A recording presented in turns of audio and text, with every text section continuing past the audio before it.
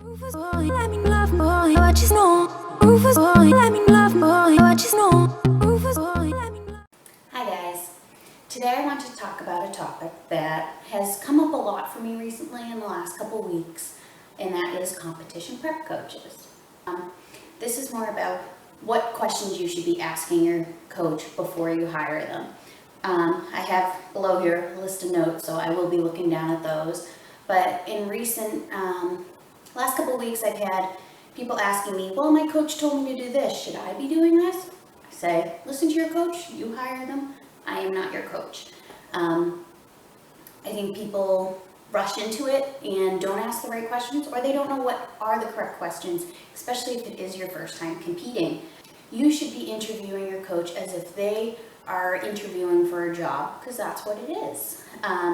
So I've come up with 9, as I've said, the questions you should ask your coach before hiring them. First and foremost, what qualifies them as a coach?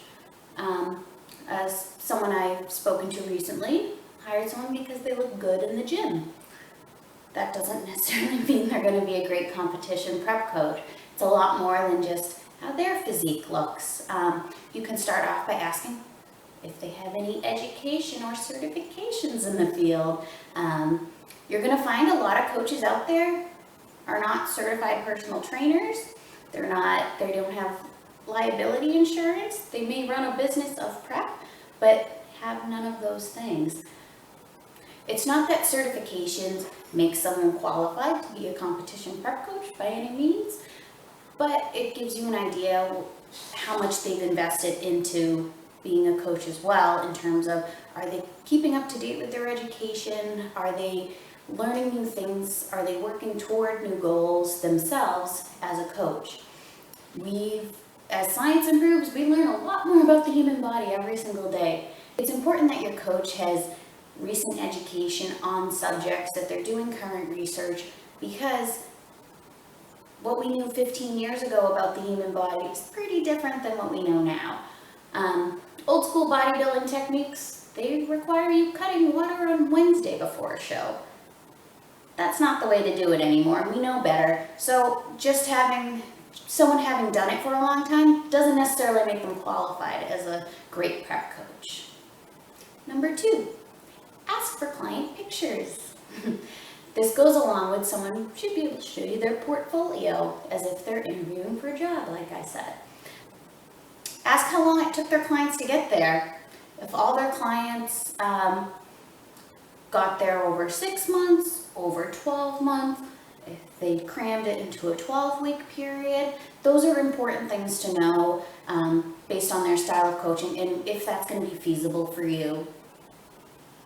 Another question to ask is if they worked with that client previously, or if they were just a prep client. If so, did they come back for a second prep with them? Did they end up hiring a different coach?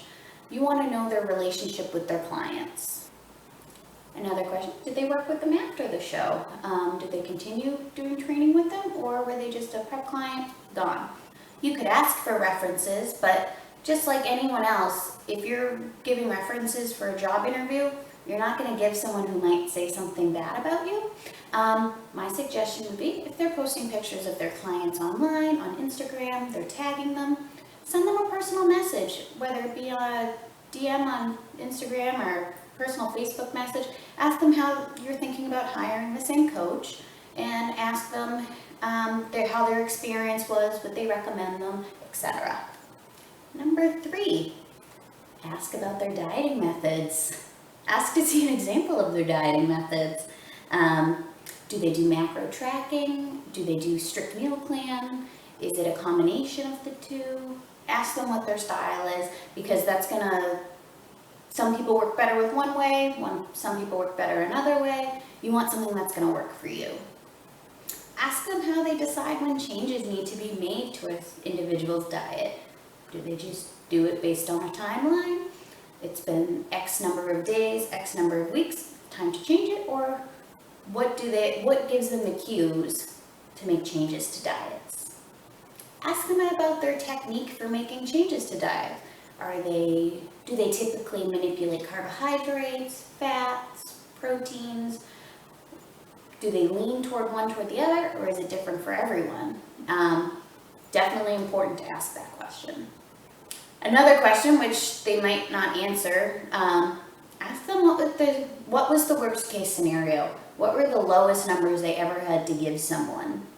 That will give you a good idea about the level of safety they're willing to consider while also trying to get someone to look stage ready.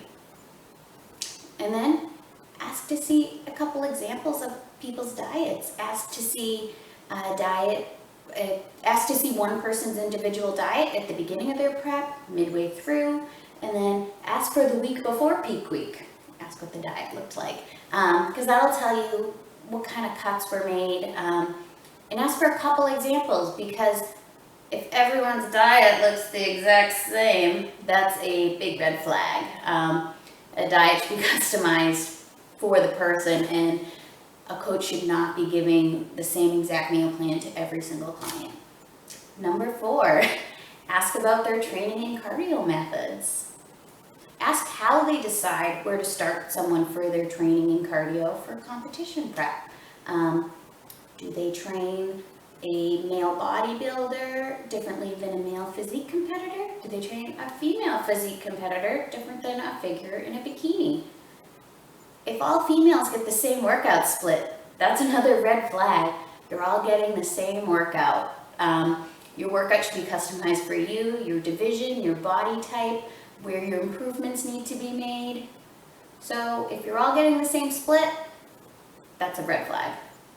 Ask how they decide where you'll start for cardio. If they just give you a random number, or did they ask you about what you were doing previously? That's very important, because you can't just say you start at 10 minutes and then we'll increase until you hit an hour at the end of prep. Doesn't work like that. And then once again, ask them what their worst case scenario was to get someone ready for the stage. Ask what the max amount of cardio that they gave an individual to get stage ready. Is that a place you're willing to go?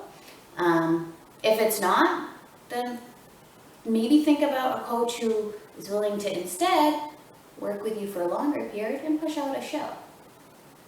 Number 5, ask about peak week. Do they describe peak week as being a magical week where you'll make a dramatic change and that it will make you stage ready? If so, run for the hills.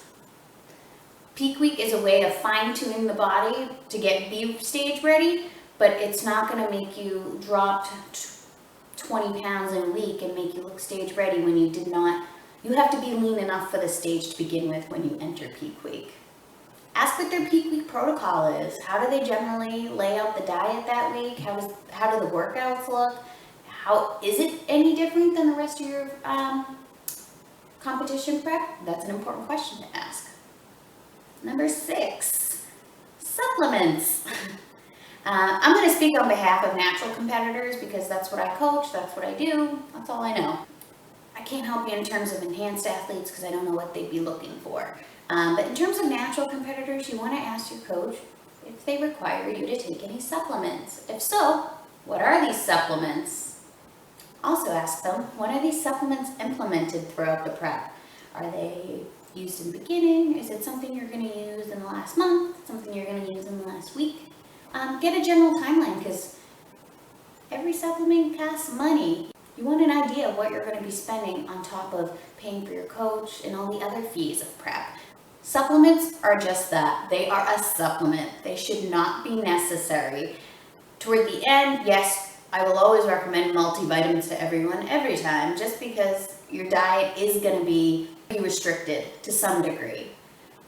But a coach should not tell you that you have to take a certain supplement, a certain fat burner, a certain natural testosterone booster to get stage ready. You should be able to do it through food and exercise. Number 7, post-show. You want to ask them what their protocol is post-show. Are they there to help you? Are they there for support? Do they write reverse diets? Is your reverse diet included in what you're already paying for prep, or is that an additional fee? Ask what the experience is like post-show.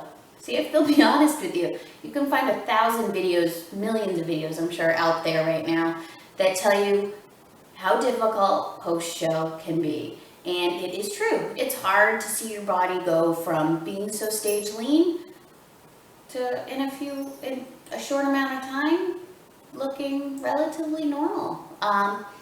It's shocking for people, and they should be upfront and honest with you about that. Number 8, what does your prep actually include? Do they just do the training? Do they just do the diet? Are they a posing coach? Do they do all of it? You want to know what you're paying for. You need to know what's included, what's not included. Are they going to help you with selecting suit colors, suit cuts, suggestions for places to order from, tanning recommendations, basically anything. Are they going to tell you what to do the day of the show? Are they going to be there the day of the show? These are all things you should ask when you're hiring your coach. And last but not least, number 9, how are they going to support you? Whether they're an online coach or an in-person coach, when can you call them? When can you text them? When can you email them? What is their protocol on phone calls? Do they have certain hours in which they can be contacted? How quickly can you expect a response from them? They should be able to answer these questions for you. Do they do this full-time, or is this just a part-time thing? Whether your coach is full-time, part-time, doesn't mean they're a good or a bad coach. You just might want to know and ask more questions, because if they're doing this part-time, you'd want to ask, well, what hours are you typically at your other job or working elsewhere, so that you're not interfering or conflicting with that. Also want to ask about the max number of clients they take on. If it's one individual running a prep business, like I do myself, they should have a max number that they don't want to exceed to be able to give everyone the attention they need. If it's a team of coaches, granted, they can take on a lot more people, but you want to make sure you feel comfortable that you're going to be getting the one-on-one attention you need. I hope that those 9 points were helpful for you in terms of questions you should be asking a coach before hiring them. But it is your responsibility to do the research, find out more information. As I said, reach out to their past clients, find out how their experience was, if they would recommend them. Did they refer anyone else to them? Are they someone they would work with again? Also, be sure to ask about pricing. Competition in prep is a very expensive hobby, very expensive sport. So just because someone's an inexpensive coach doesn't mean you're going the best route. Go for a coach that works for you, that will do what they can to get you to the stage as healthy as possible. Because someone's inexpensive doesn't mean they're the right coach to select for you. This is your health, this is your well-being, something not to cheap out on.